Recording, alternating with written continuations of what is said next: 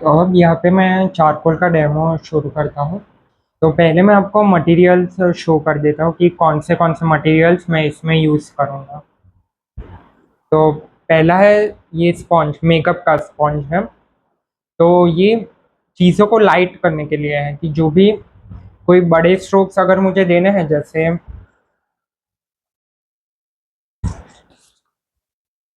जैसे अगर मुझे कोई बड़ा स्ट्रोक देना हो तो इसका मैं यूज़ कर सकता हूँ, मेकअप स्पॉन्ज का बड़े स्ट्रोक्स देने के लिए। ये मैं वैसे कम यूज़ करता हूँ, कोई एरिया को लाइट करने के लिए या फिर कोई बड़ा स्ट्रोक्स देने के लिए इसको मैं यूज़ करता हूँ। अब दूसरी चीज़ है मेकअप ब्रश। ये एक इफ़ेक्ट लाने के लिए है, या जो वैल्यूज़ हम विलो चारकोल स्टिक से फील करेंगे तो उसको फिर हम लाइट, एक स्मूथ शेडिंग देने के लिए। शेडिंग से ज़्यादा आप ये समझो इसको, इससे भी हम वैल्यूज़ क्रिएट करेंगे, लाइट टोन क्रिएट करेंगे। तो ये मेकअप ब्रश है जो एक इफेक्ट लाता है। वैसे जब हम वीलो चारकोल यूज करेंगे तो फैला देगा चारकोल को और एक लाइट टोन क्रिएट होगा। अब दूसरा है ब्लेंडिंग स्टम्प। इससे इससे भी हम एक, जो पेंसिल से ये मैं तब यूज करता हूँ जब पेंसिल से मैंने जब वैल्यूज फिल करता हूँ तो उसको फिर इससे लाइट बनाने के लिए। पेंसिल में क्या है, पेंसिल से जब हम शेडिंग करते हैं तो वो ज़्यादा डार्क बन जाता है, तो उसको फिर लाइट करने के लिए मैं ये ब्लेंडिंग स्टम्प यूज़ करता हूँ, लाइट एक डार्क टोन को लाइट करने के लिए। फिर दूसरा है यहाँ पे चारकोल पेंसिल। तो ये कैमलिन की चारकोल पेंसिल है, मैं बहुत टाइम से यूज़ कर रहा हूँ। ये यहाँ पे लिखा है कैमलिन की चारकोल पेंसिल। तो इसको मैं बहुत टाइम से यूज़ कर रहा हूँ, तो ये यूज़ करेंगे हम। और दूसरा है compress charcoal stick, compress charcoal. तो इसका तो यूज़ नहीं करेंगे, लेकिन ये सिर्फ आपको दिखा देता हूँ। पहले मैं यूज़ करता था, अब मैं चारकोल पाउडर यूज़ करता हूँ। तो ये सिर्फ अभी दिखाने के लिए है, पहले इसको यूज़ करता था लेकिन अब ज़्यादा यूज़ नहीं होता ये। तो ये कैमल का कॉम्प्रेस चारकोल है। अब दूसरा है विलो चारकोल स्टिक। इससे हम पहले शुरुआत में प्रोपोर्शन इसमें ऐड करेंगे और फिर वैल्यूज इससे ऐड करेंगे। तो ये है विलो चारकोल स्टिक। आखिर में ये चारकोल पाउडर। ये जो ये जो कॉम्प्रेस चारकोल है इसी का ये पाउडर है, जो मिक्सचर है उसमें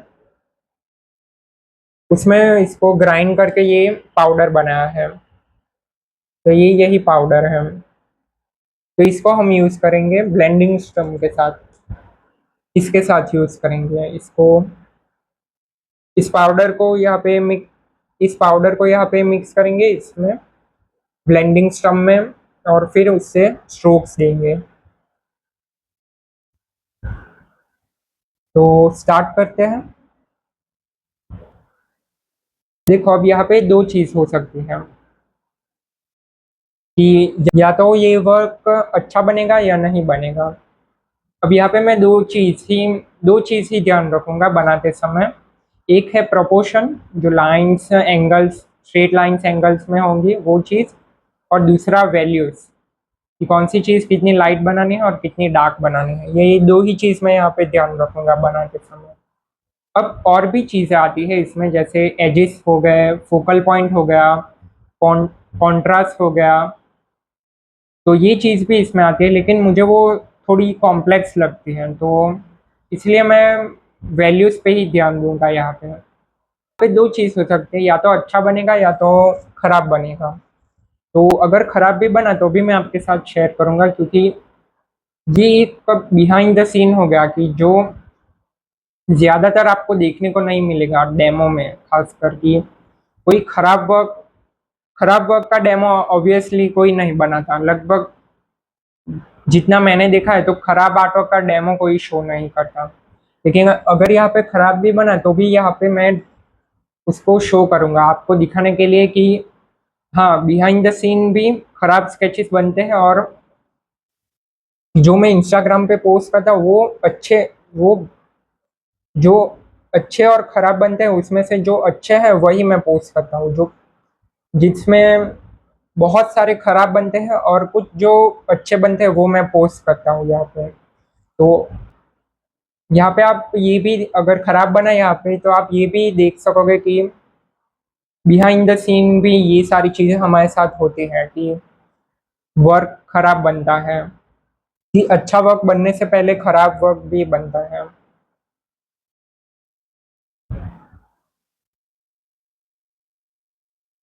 तो यहाँ पे मैं एक रेफरेंस ले लेता हूँ।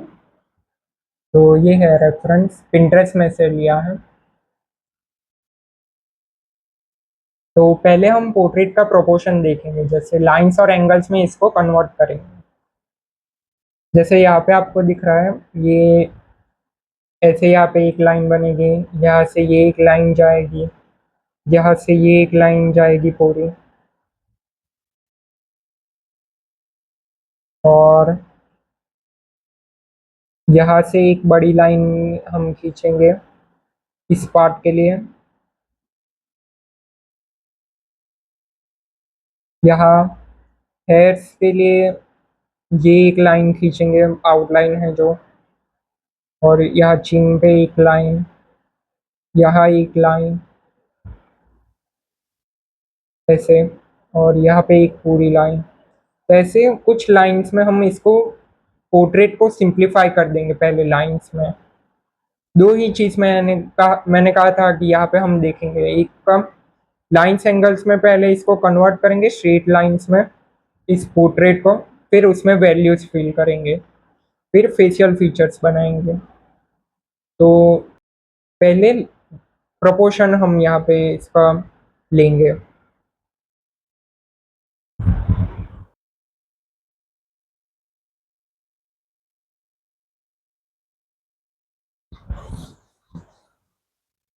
तो ये ओवल शेप या सर्कल कह सकते हो, तो ये मैं पहले बनाता हूँ एक रफ आइडिया के लिए कि यहाँ से फिर एक लाइन लूंगा, यहाँ से एक लाइन लूंगा। तो ओवल थोड़ा वो हेल्प करता है फेस को स्ट्रक्चर देने के लिए। तो आप देख सकते हो यहाँ पे जो ये लाइन ली है, ये एक लाइन मैंने खींची है इस पार्ट के लिए।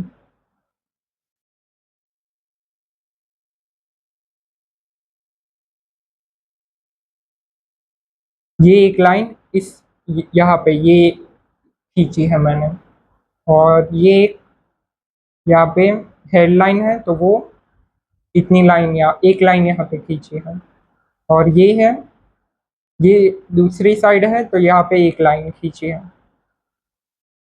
तो ऐसे करके हम इसको सिंप्लीफाई करेंगे।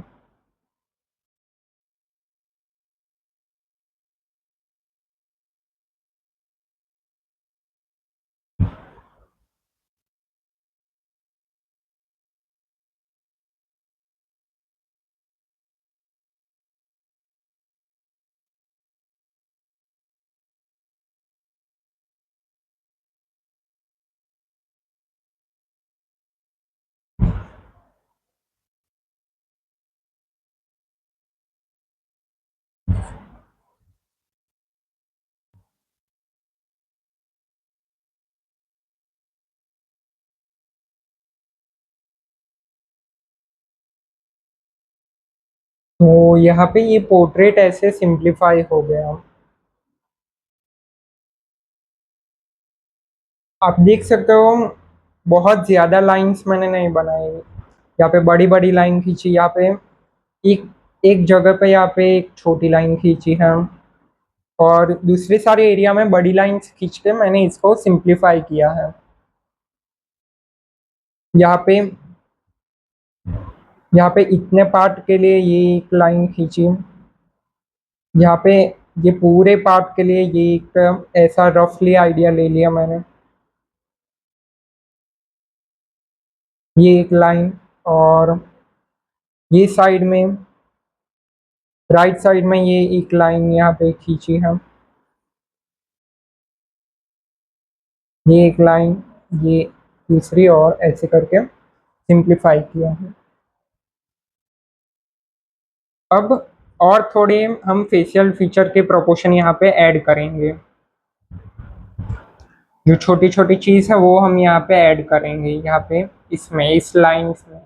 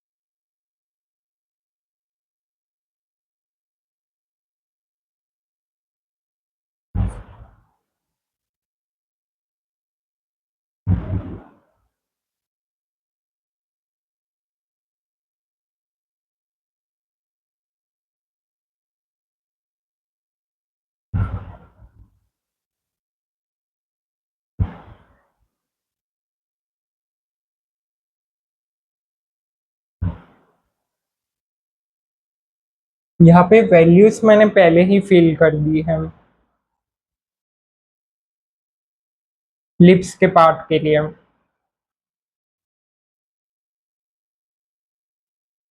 ये यहाँ पे लिप्स का जो ये बीच का एरिया है, यहाँ पे इसको लिप्स छोड़ के लाइंस समझो कि यहाँ पे एक ऐसी लाइन बन रही है, यहाँ से ऐसे और ऐसे। तो ऐसे मैंने वो यहाँ पे बना दिया है रफली।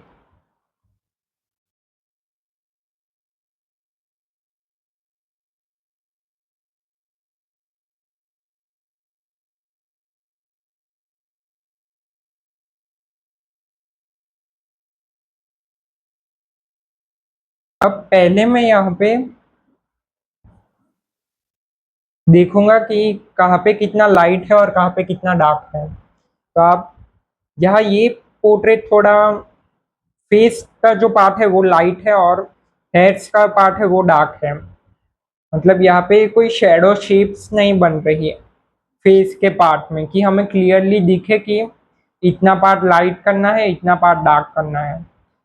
वो डार्क वैल्यूज में क्या होता है, वो क्लियरली हमें दिख जाता है कि उसका एक शेप बन जाता है, क्लियर हमें शेप दिख जाता है कि कितना हमें डार्क करना है। लेकिन लाइट पार्ट में क्या है, वो क्लियर शेप नहीं बनता कि कितना हमें, कितना एरिया हमें लाइट बनाना है। तो वो थोड़ी दिक्कत आती है वहां पे लाइट वैल्यूज में। तो यहाँ पे मैं देख रहा हूँ तो इतना पार्ट डार्क है।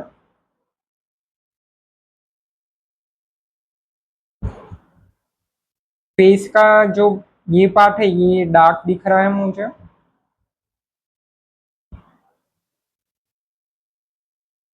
आपको शेप देखना है कि यहाँ पे वैल्यूज की, जो शेडो की जो शेप है वो कैसी बन रही है, जो वैल्यूज शेप है वो कैसी बन रही है, वैल्यू की शेप कैसी है।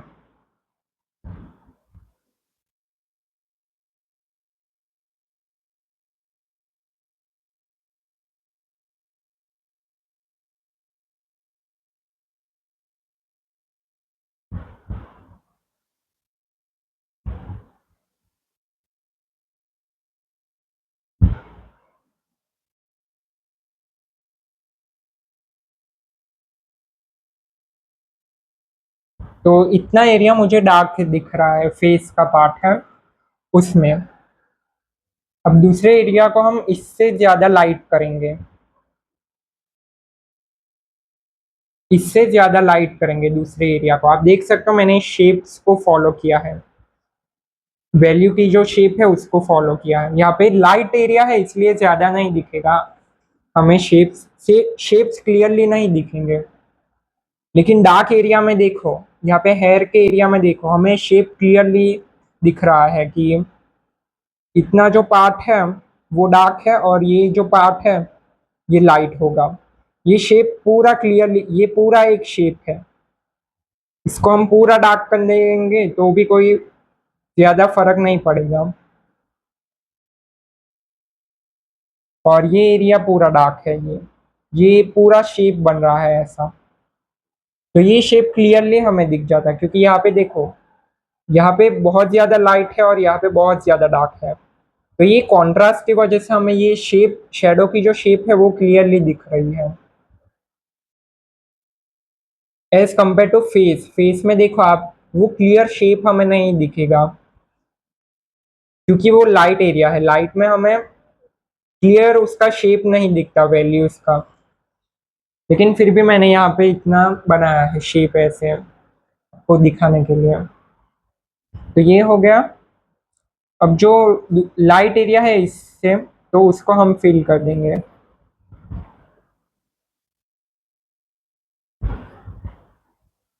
देखो अब ये मैं इतना समझा रहा हूँ, लेकिन ये खराब भी बन सकता है और अच्छा भी बन सकता है। तो मेरे केस में ये ज्यादातर खराब बनेगा क्योंकि अभी जो ये वैल्यूज है ये मैं खुद सीख रहा हूँ। मतलब जो वैल्यूज है वो उस उसको मैं अच्छे से, वो जो वैल्यूज है उसको मैं अच्छे से यहाँ पे,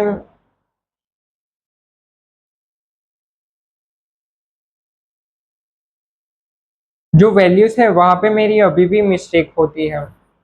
जो लाइट और डार्क है वो चीज, कितना लाइट करना है कितना डार्क करना है, उसमें अभी भी मिस्टेक होती है क्योंकि ना मुझे ना मुझे एजिस के बारे में पता है ना, क्योंकि ना मैं एजिस पे ध्यान देता हूँ, ना जो कॉन्ट्रास्ट है उस पे ध्यान देता हूँ, ना ही फोकल पॉइंट पे ध्यान देता हूँ। क्योंकि ये सारे कॉन्सेप्ट अभी मेरे क्लियर नहीं हुए हैं। मैं सिर्फ वैल्यूज के ऊपर फोकस करता हूँ। तो इसलिए ये चीज खराब भी, ये वैल्यूज अभी मैं भी खुद सीख रहा हूँ कि कैसे मैं डार्क और लाइट को और अच्छे से यहाँ पे इम्प्लीमेंट कर सकूँ और अच्छा वो कैसे बन सके। तो अब यहाँ पे मैं मेकअप ब्रश की मदद से, ये ये क्या है, अभी रफ है एकदम। तो मेकअप ब्रश से क्या होता है, वो थोड़ा स्मूथ बन जाता है और एक उससे लाइट टोन बन जाता है। ये डार्क है, लिप्स आपको जितना डार्क दिख रहा है, ये मैं यहाँ पे मेकअप ब्रश को यहाँ पे घिसूंगा तो फिर वो लाइट बन जाएगा और थोड़ा सॉफ्ट बन जाएगा। तो इसकी मदद से हम लाइट टोन भी ला सकते हैं हमारे स्केचेस में। आपको करके दिखाता हूँ। तो आप देख सकते हो यहाँ पे लाइट हो गया है। जो पहले था, जो पहले लिप्स से जितना डार्क था उससे लाइट हो गया है। तो इससे एक तो स्मूथ शेडिंग मिलती है और दूसरा लाइट टोन हमें मिलता है।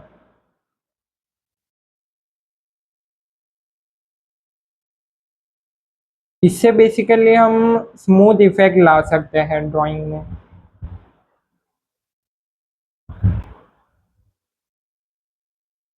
देखो यहाँ पे इफेक्ट बाद में आता है, वैल्यूज पहले आता है। मुझे ये चीज माइंड में होनी चाहिए कि मुझे कौन सी चीज कितनी डार्क बनानी है कितनी लाइट बनानी है। उसके हिसाब से मैं ये मेकअप ब्रश चला रहा हूँ। ये तो आएगा अपने आप, वो चीज हो जाएगी। लेकिन कौन सी चीज कितनी लाइट बनानी है कितनी डार्क बनानी है वो चीज पहले ध्यान में होनी चाहिए।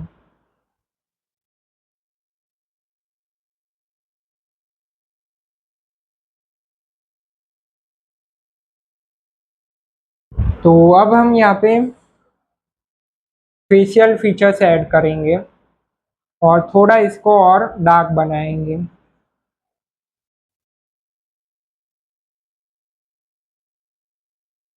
अब जो छोटी छोटी चीज़ है वो हम यहाँ पे ऐड करेंगे।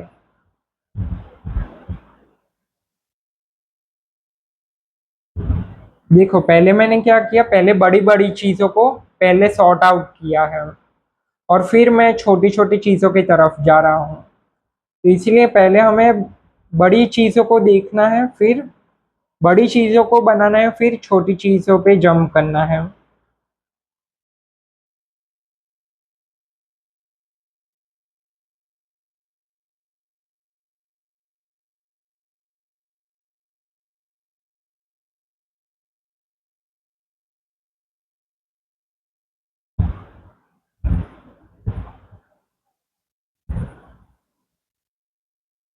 और ये चीज़ जितनी ज़्यादा प्रैक्टिस करोगे उतनी ज़्यादा वो हाथ में रिदम बनेगा, वो स्पीड आएगी।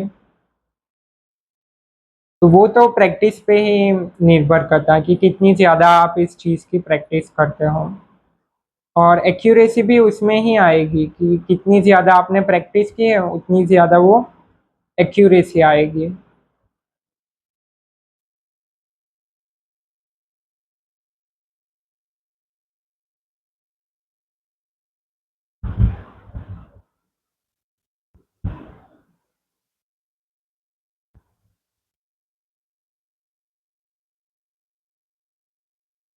और एक चीज़ जो मैंने सीखी है वो है पेशेंस।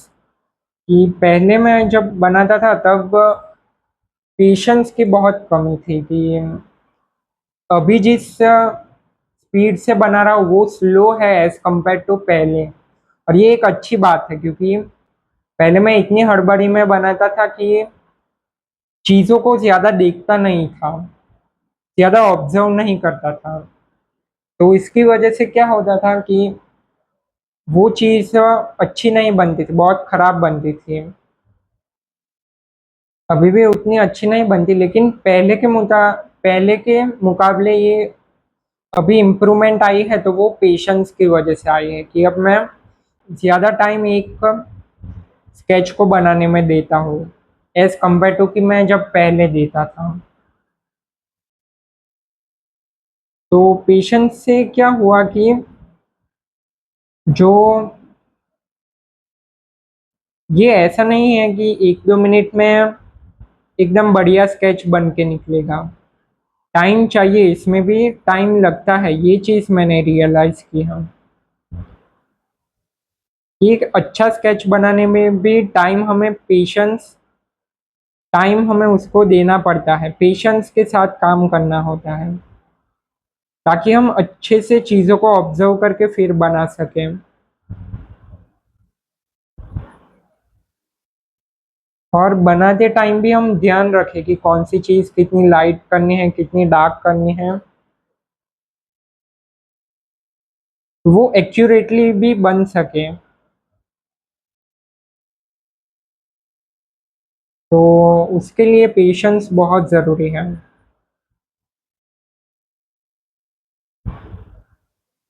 हालांकि मेरे में अभी भी उतना ज़्यादा पेशेंस नहीं है, लेकिन पहले के कंपैरिजन में वो पेशेंट पहले के कंपैरिजन में मैं ज़्यादा टाइम देता हूँ अभी स्केच को बनाते हुए। और इससे मैं कह सकता हूँ मेरे एक्सपीरियंस से कि ज़्यादा टाइम देने से वो स्केच अच्छा बन के आता है और अच्छा बन के आता है एज कम्पेयर टू कि मैं फटाफट से उसको बना के दूसरे पे जंप करूँ।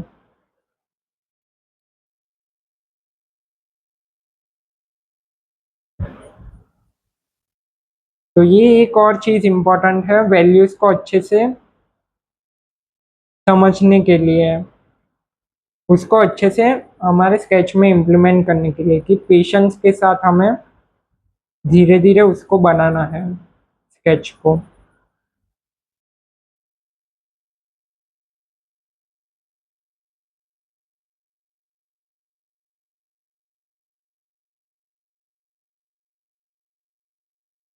यहाँ पे थोड़ा बहुत हाथ का यूज़ कर रहा हूँ चीज़ों को लाइट करने के लिए। यहाँ पे जो आंखें हैं उसके अंदर जो वाइट एरिया है वहां पे। ये वैसे पूरा, ये जो एरिया है आंखों का, वो पूरा वाइट नहीं होता, तो इसको थोड़ा हमें लाइट टोन देना होता है, इस एरिया को, यहाँ पे वाइट एरिया है ना वो वहां पे, जिससे वो रियलिज्म का फील आए, कि आंखें रियल लगे। तो एक थोड़ा सा लाइट टोन वहां पे होता है, पूरा वाइट नहीं होता वहां पे।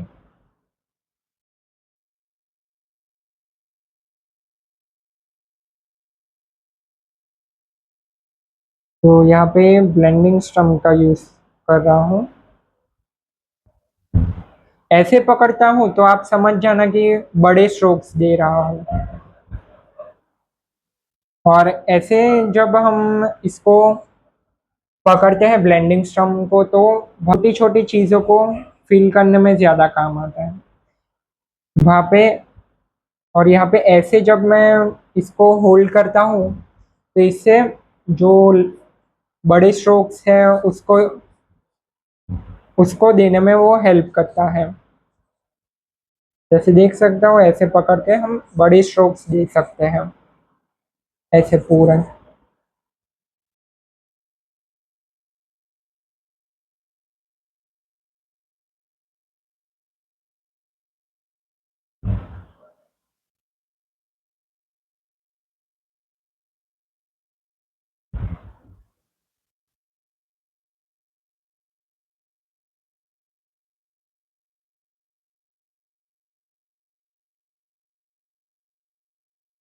और यहाँ पे रेफरेंस को एग्जैक्ट कॉपी करने से अच्छा है हम एस्थेटिक को देखें, कि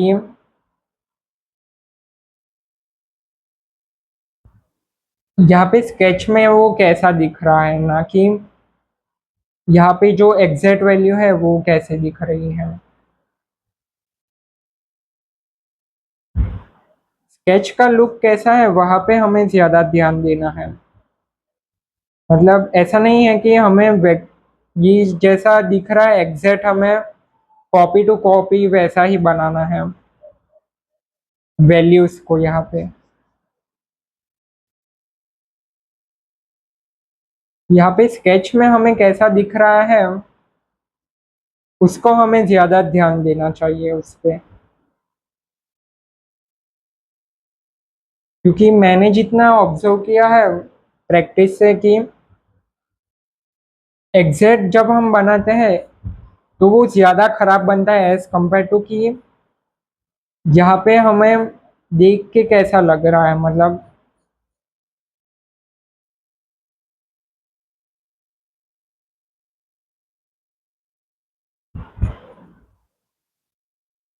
जब हम एग्जैक्ट कॉपी टू कॉपी बनाने जाते हैं तब वहाँ पे ओवर वर्किंग हो जाता है, कि जितना हमें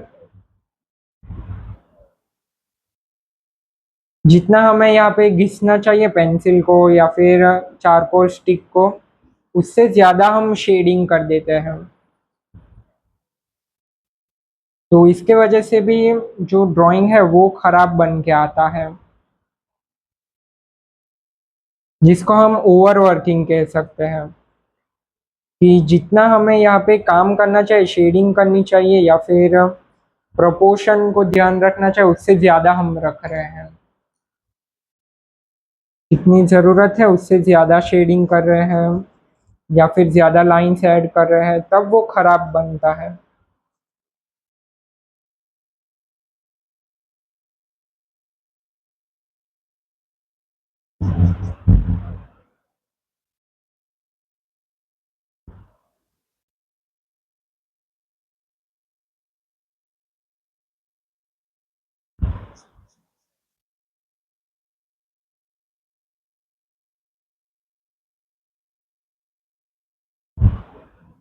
और फिर से कह रहा हूँ कि पेशेंस यहाँ पे बहुत ज़रूरी है। आपको धीरे धीरे देख के ऑब्जर्व करना होगा कहाँ पे ये अभी कितना लाइट देना है, कितना डार्क करना है।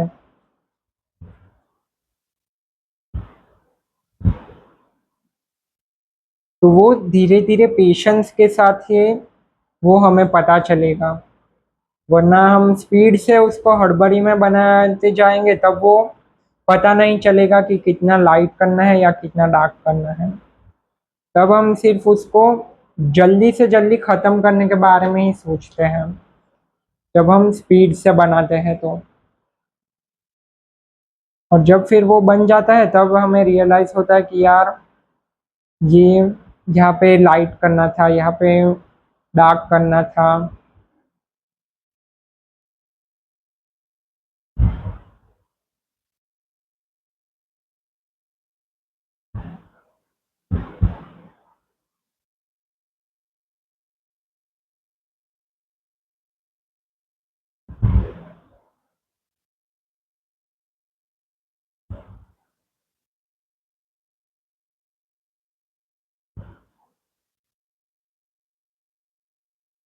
और जो दूसरी चीज है वो है एस्थेटिक सेंस, कि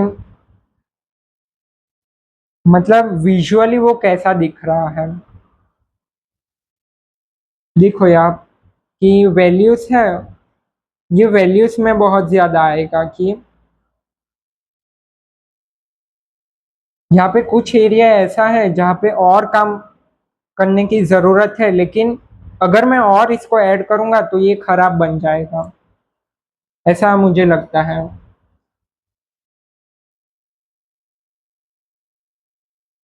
और जितना मुझे मैं देख रहा हूँ तो मुझे लगता है उतना काफी है, इतना इतनी वैल्यूज यहाँ पे फेस के पार्ट में काफी है। और देखो यहाँ पे एग्जैक्ट नहीं बना है जैसा